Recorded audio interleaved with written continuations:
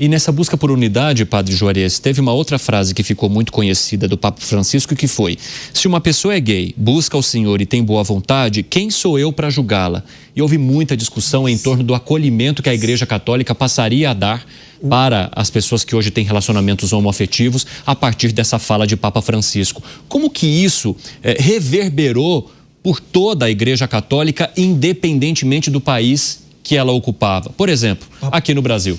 O Papa Francisco nunca teve medo de tocar em assuntos espinhosos e polêmicos. Ele nunca teve medo e nunca se esquivou de nenhuma pergunta. Essa pergunta foi feita no avião, durante a viagem de avião, e ele responde a queima-roupa e dizendo: quem sou eu para julgar? Ou seja, naquele momento ele apresentava que a partir do catecismo, ele fala, o catecismo está escrito lá que não devemos discriminar ninguém, não devemos discriminar ninguém, não devemos deixar ninguém de fora. E essa proposta da acolhida, ela vai muito além de simplesmente de uma lei, ele, em outros momentos, ele chega e fala assim: eu sou favorável que haja uma lei civil que possa dar segurança para os casais homoafetivos, que não tem nada a ver com casamento, que não tem nada a ver com o matrimônio, né? Mas com segurança para a pessoa e para que ela se sinta acolhida.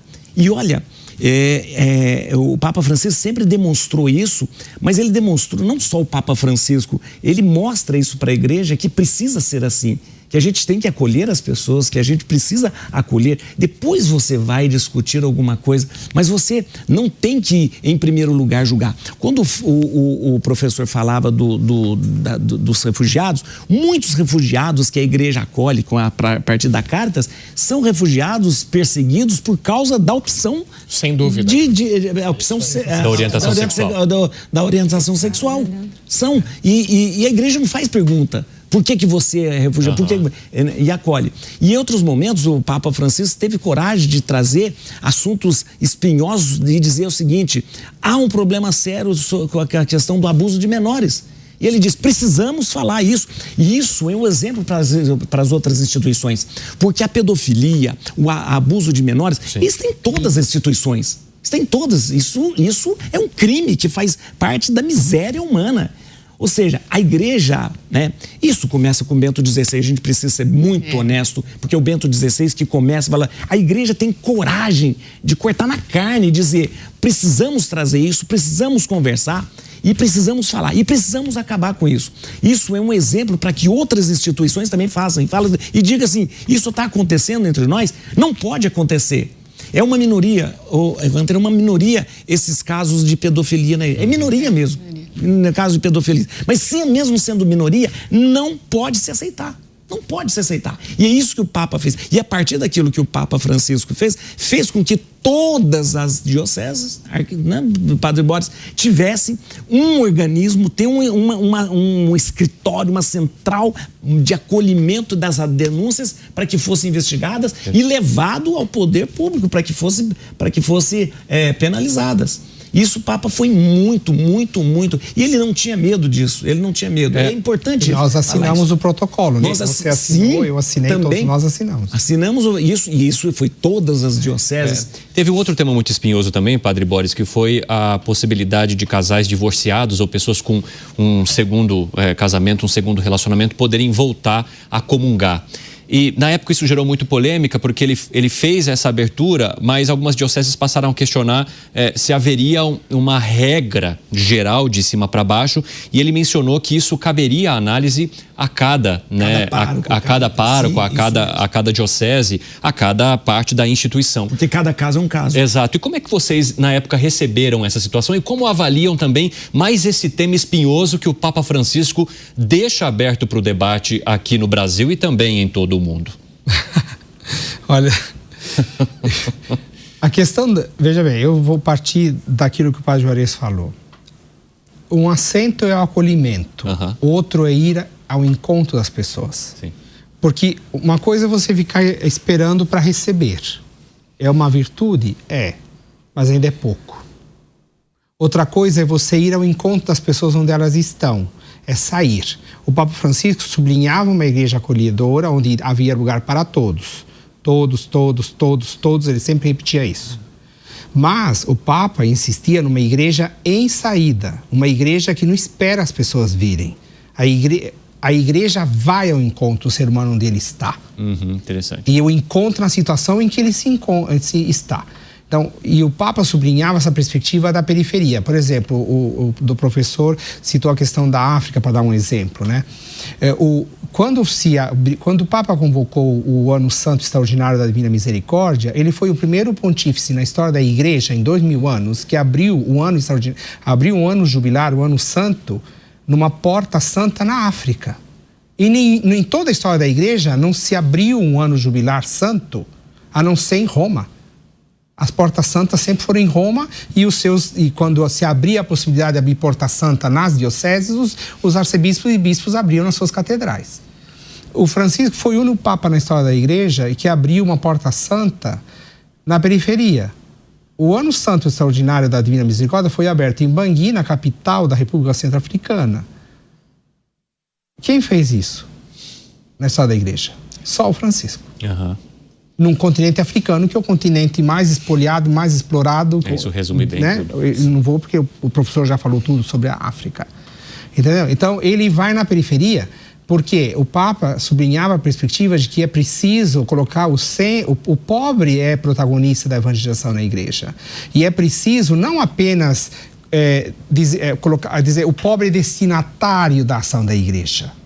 O Francisco, ele quer colocar a igreja na periferia. A igreja tem que olhar o mundo a partir da periferia. O olhar do pobre é importante. Entende? Então, por exemplo, a gente tem trabalho com sofredor de rua. Você vai para a rua, você encontra de tudo. Você vai chegar lá para trabalhar com sofredor de rua e você encontra um travesti, você encontra um pessoal homossexual. Você vai falar, não vou te dar uma marmita porque você é gay. Imagina. Você vai fazer isso? Não. Você não faz. Você está alimentando o miserável que está na rua, você tem que dar comida para quem está na rua. Você é a igreja em saída, você encontra o ser humano sofrido, ferido, você alimenta e você olha no olho e você senta na calçada e você conversa com a pessoa na sua dignidade de ser humano, porque ele é teu irmão e você está olhando Cristo nele e você vai tocar a carne de Cristo, como o Papa Francisco fala. Então é isso que as nossas comunidades fazem. Agora, e a gente vive isso. E é interessante, padre, porque ao tocar naquilo que é importante para o pobre e ir até ele, muitas vezes a Igreja Católica, ela vai gerar também o questionamento das autoridades políticas daquele local. Porque muitas vezes fala, opa, se a igreja está ocupando esse espaço é porque está faltando alguma política pública. Se a igreja está ocupando esse espaço, ou se ela ocupa como um todo, é porque alguém está deixando faltar ali. Não somente porque a igreja quer ir, mas porque também alguém deixou de fazer alguma política pública voltada para aquele espaço. Ou seja, é natural também que haja, dentro do debate da Igreja Católica, a divergência com autoridades, sejam autoridades locais ou nacionais, porque a gente vê, por exemplo, o Luca mencionou, Donald Trump foi um crítico do Papa Francisco, mas vai ao funeral dele com a primeira-dama. Javier Milei mencionou a diferença ideológica que tem com o Papa, que é argentino, mas também ressaltou a importância do Papa, a admiração que ele tem e o quanto foi bom o encontro que ele teve com o Papa. Como que se divide essas questões, professor Manuel Furriela? E nesse momento é importante se manter a questão institucional, ou seja, o representante de um país homenageando um Papa que foi importante para o mundo? Bom, primeiro, ele tem essa questão de representatividade, é o funeral de um chefe de Estado, do principal líder religioso da atualidade, não estou aqui entrando em questão, né, de outras religiões, mas ele é a figura principal, né? Ele é um grande líder, então tem esses aspectos, mas o que acontece é o seguinte, todo aquele que atua a favor dessas pessoas mais carentes, ao suprir parte daquilo que o Estado não faz, acaba expondo, escancarando o problema. Exato. Concordo com você. Mas acho que mais do que isso, acho que também gera uma cobrança sobre o Estado. Claro, é verdade. Não é?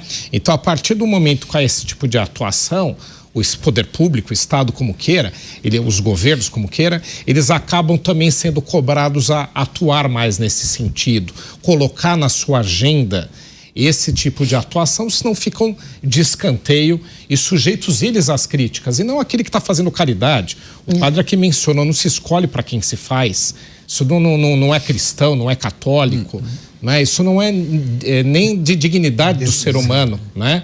Mas um outro aspecto também interessante sobre política, né? E falando da Argentina, ele nunca foi à Argentina. Exato, depois de se tornar Papa, nunca foi. Exatamente. Ele não duas vezes no Brasil. Teve duas vezes. Ele já mencionou também que o Papa é brasileiro. Ele foi ao Chile, né? Ele sobreviveu à Argentina, foi ao Chile, mas não parou na Deus é o Papa é argentino, mas Deus é brasileiro.